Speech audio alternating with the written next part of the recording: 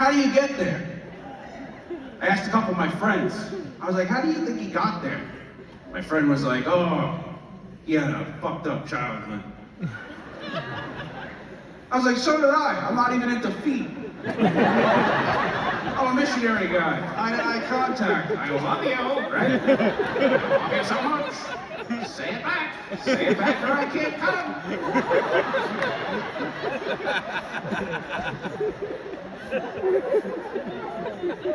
How the fuck do you get there?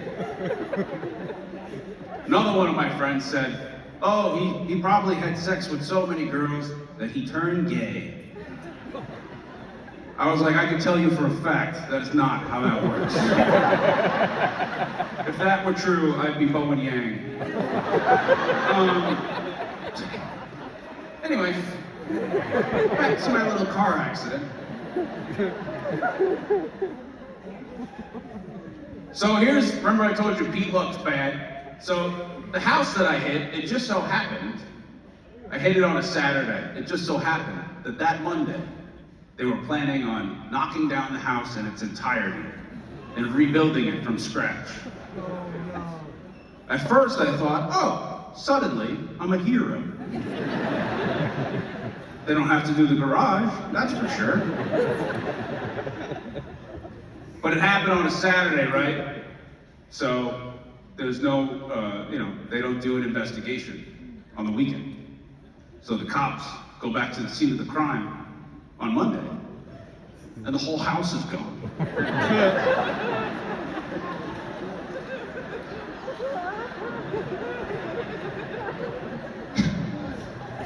Suddenly, I'm in a lot of trouble.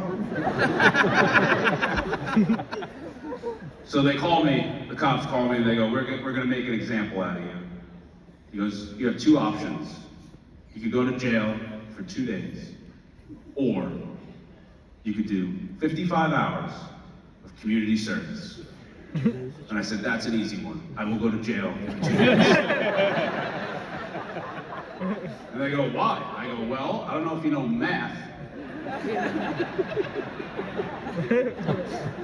but 2 days is 48 hours,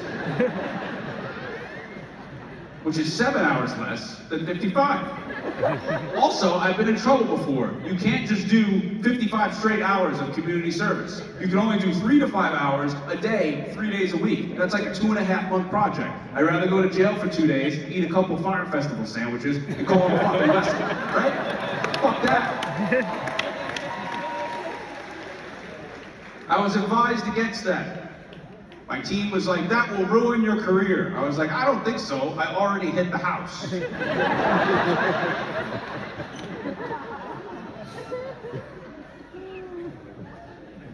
So I ended up doing the community service. The problem was it was really hard to find community service that I could do quietly, right? They wanted me to pick trash on the side of the road. I was like, fuck that. Not because I think I'm better than that, I just didn't want to, I don't want to be on the internet. You know what I mean? You know, one of those guys, you see those guys when you drive by, you're in traffic, this guy in the yellow jumper, just like...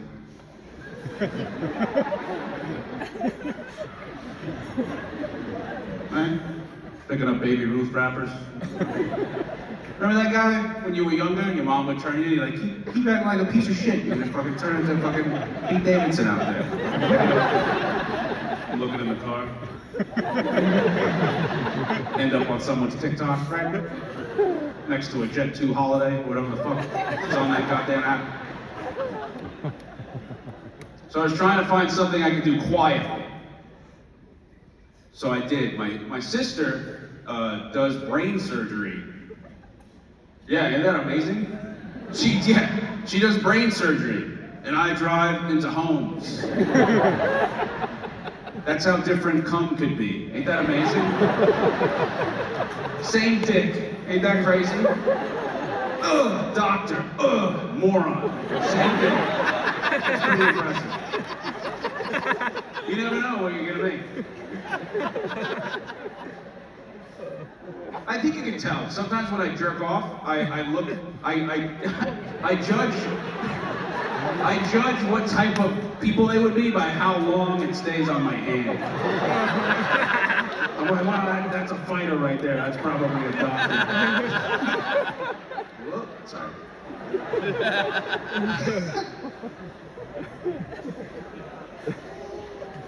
So my sister does brain surgery. She works with this very prestigious doctor, this prestigious cancer doctor. And what this doctor does is he does experimental brain cancer surgery. So that means all of his patients are terminal, which means they have no shot at survival. So what he does is he tries new methods that he thinks could possibly work and improve cancer research, or, it don't. And then it's like, no harm, no foul. I think it's a pretty ballsy thing. It's hard for me to picture that doctor pitching that. I always was like, how long do you think he waits to pitch that after he tells someone that they have terminal cancer? You know what I mean? Like he goes in and he's like, hey, Mr. Johnson, you have terminal cancer. I'm so sorry. You're gonna die. Well, you ruined it. I think he would wait. I don't know. And then I just can't imagine being like, hey, since you're gonna die, mind if I fuck around a little bit? Try some things I've been working on. And then, can you imagine saying yes? Can you imagine saying yes to that? That's a very brave thing, saying yes. I will do this surgery that I don't know if it's gonna work or not, but I know at the very least it will help others. It's a very brave thing to do. So my job, my community service job, was to be on the floor of the surgeries and take notes for the doctor. I mean, he would tell me what to write. Like I wasn't taking liberties. Just being like, oh, brains really look like that. Fuck. Ew. He would tell me what to write. And I would be in there. I'd be in there when he would like cut open fucking people's heads, all that shit. It was crazy. It was crazy to watch. But I was like, can you imagine being that patient? Can you imagine? First of all, you're told you're gonna die. Then you're told, hey, do you want to try this elective surgery that we don't know if it's gonna work or not, but at the very least you'll help others. Then you say yes. Then you gotta go home and tell everybody you're gonna die. You're gonna tell everybody that you're gonna do this surgery that you don't know if it's gonna work or not, but it's worth a shot.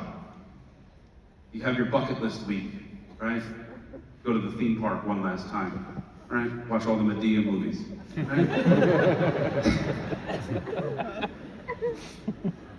And then you go in, it's your surgery day. You walk into a surgery, you don't know if it's gonna work or not. That's gotta be terrifying. You're all alone. You go into the operating room. You put the gown on you. You're just sitting there. Then the doctor comes in and puts you on, the stretcher. You're laying there. And then they strap all those wires on you. They put the needle in you. You start fucking fading. And then you look up and the last thing you see is fucking Pete Davidson. You're gonna be okay. This guy's pretty good.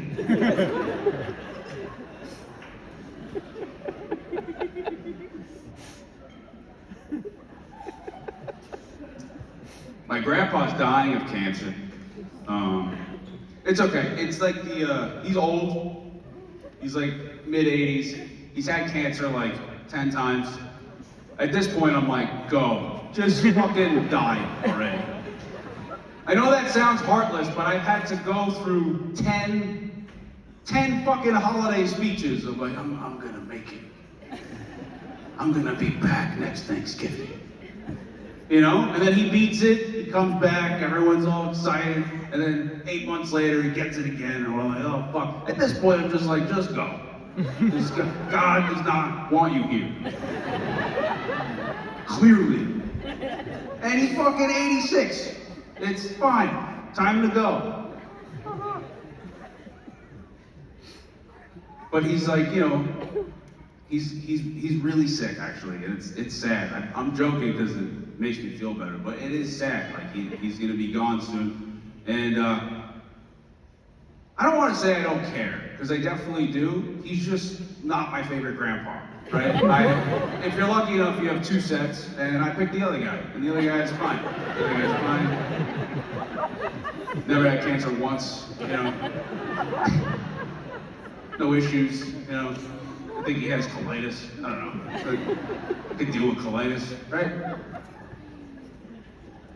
So, my mom's mad at me because, you know, when I visit him, I'm not like locked in. And my mom's upset because that's her dad, and that's her favorite dad, and she picked him. And she's just like, if you're gonna come visit, she's like, be here, like, or just don't. And I've been trying to remember a time we had when I was younger that was like fun, so I could like hold on to that. So when I visit him, like I could feel something. We were just never really close, this grandpa and I. He's 86, he's old school Irish, he's kind of cold, you know. He's like pink.